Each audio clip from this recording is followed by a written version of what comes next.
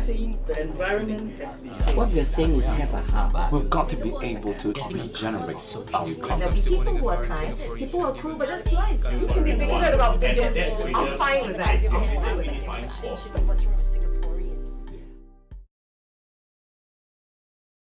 Let's move into another area now, which is more emotive, and I'm not sure whether the reaction that has been given to this area is perhaps been overplayed, but it's emotive, and when you lose a loved one, there's no other option but to look at it very seriously. Last year, in 2012, in January 2012, we had a corporal who was a security trooper from the 62 Combat Service. He fainted after completing his 2.4 kilometer run, and he didn't survive. In March 2012, we had a private from the 3rd Battalion of the Singapore Guards who was found out unconscious in a toilet at Bedok Camp, and he didn't survive.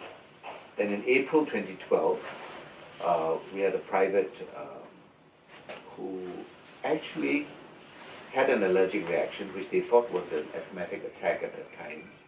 And grenade bombs were thrown, more than was should have been thrown, and he didn't survive. And in August 2012, we had a Lance Corporal who was performing his duties in Brunei, and he was drowned in the Sungai Batu Apoy River. And in September last year, we had a Lance Corporal, a transport operator, who was run over by a military vehicle because the person handling the military vehicle was not a qualified driver, and the commanding officer or the officer in charge allowed him to drive. And the driver also didn't say he wasn't capable of, didn't have the certification. Now every time this happens, it goes into newspapers, everybody gets emotionally upset, and they think that the army is a dangerous place. But given the fact that the number of cases compared to the army that we have, I don't know, from sociological studies and all that, is this something that you would say is abnormally large? Let's say, nowadays we're also concerned about workplace injuries, right? We have to compare, say, what's happening in the army as compared to other workplaces. Is the proportion much higher in the army than compared elsewhere? I don't really know. If it's much higher, then of course it must have something to do with the military service. That is happening in the militaries and that is not happening elsewhere. But having said that, I think of course for the parents who lose their loved ones, even if it's just 1.001%, that is all they have.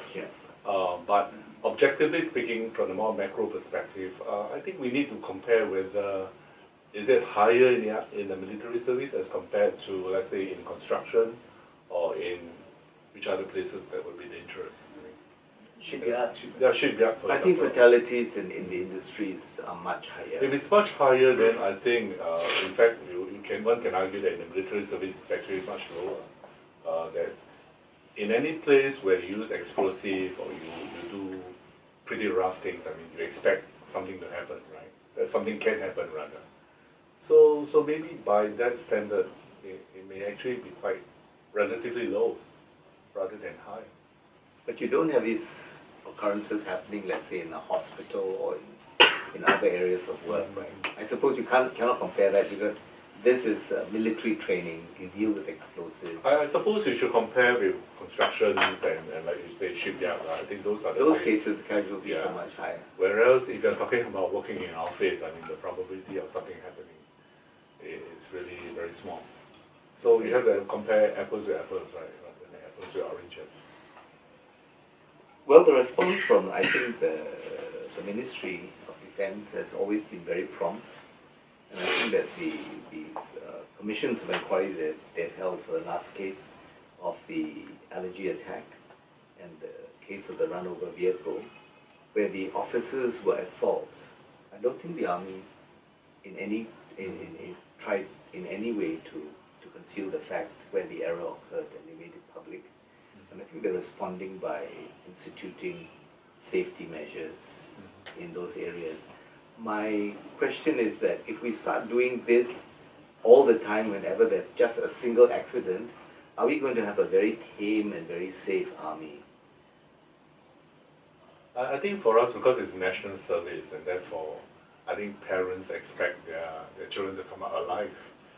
If you are in the wartime, I mean, the probability of being killed is much higher. And I think maybe people expect to die, in the war. But in peacetime national service, probably not.